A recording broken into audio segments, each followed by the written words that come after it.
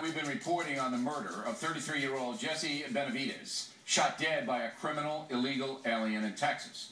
Mr. Benavides, father of an 8-year-old boy, was killed in Dallas, allegedly by 31-year-old Santana Gauna, an illegal from Mexico.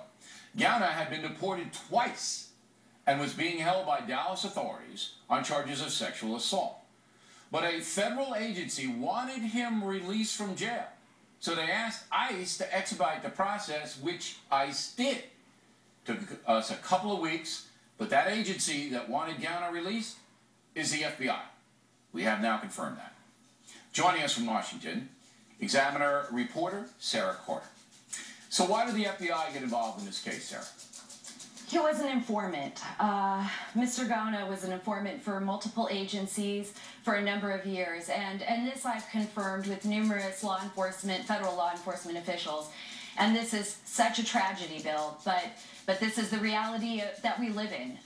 Considering these thugs and these drug cartels have penetrated our nation in such a way that our law enforcement agencies are constantly reliant upon criminals like Mr. Gauna to gain information on them, and obviously okay. This led to the death. Well, let's try to get a little bit more specific. Here you have a guy who's deported twice by ICE. Correct. Kicked out of the country twice. He comes back in, obviously. All right. The authorities in Texas and Dallas say he sexually assaulted his girlfriend or whatever. They arrest him. Yes. It's a serious charge. I mean, it's a big felony. Yeah, a very serious charge. So he's in jail. Mm-hmm. Right, so he's in jail. So the FBI, the largest federal criminal agency, correct, intervenes, all right, asks Homeland Security, we need to get this guy out, which overrides the Dallas authorities. I guess the DA in Dallas could have resisted, but he didn't. So they put Gauna out. And a short time later, he kills Benavides. All right, now he's an 8-year-old without a dad. Now, what would make Gauna that valuable that the FBI would allow a guy who's got a sexual assault felony beef and deported twice out on the street unsupervised?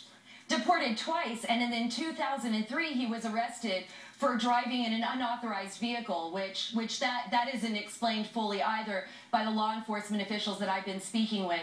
Look, this was a major case. This was a major case against a major drug cartel, and all these agencies, the FBI, the DEA, and ICE, were all using Gauna to gain information on a cartel which they will not reveal to me. But it's out now. All right, so this was a cartel play. It was a cartel play. One of the Mexican cartels who are terrorizing Mexico is operating in the United States to some extent, probably on a smuggling basis. Gauna, according to your sources, knows about the cartels, and he's cooperating with the FBI, feeding the FBI information. That's the scenario? That's the scenario. When I asked, here's a man who sexually assaulted, was arrested for sexually assaulting his estranged wife. He's in jail. He is a violent offender at this point. Why would he be released back out into the streets? And according to the federal law enforcement officials that I spoke to, they said there was no evidence. There was no evidence because those charges were dropped. There was no evidence that he would commit this type of act of violence. They did say that they regretted that decision, and this case is now under review but it's more, at the FBI, the DEA, and ICE. And sure, it is more than that. Sure, it's more than that. Because they weren't supervising this guy. If they let him out, okay, and the charges weren't dropped when they let him out.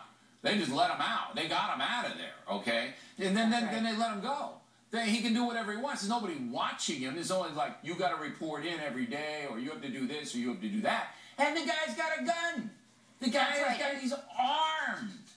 And an innocent man lost his life because of this. And I think this is the tragedy.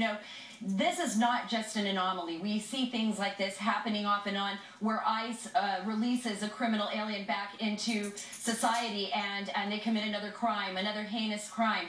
And now that this case has been brought to their attention and it's under review, I don't know if that gives any solace to the family and to the son who's lost his father. To be fair, we know, and we respect the FBI, and we respect Homeland Security and the DEA, and we know they have to deal with unsavory people. We know that. That's right. All right, because you don't have somebody walking into a cartel like, here I am, I want to be a member.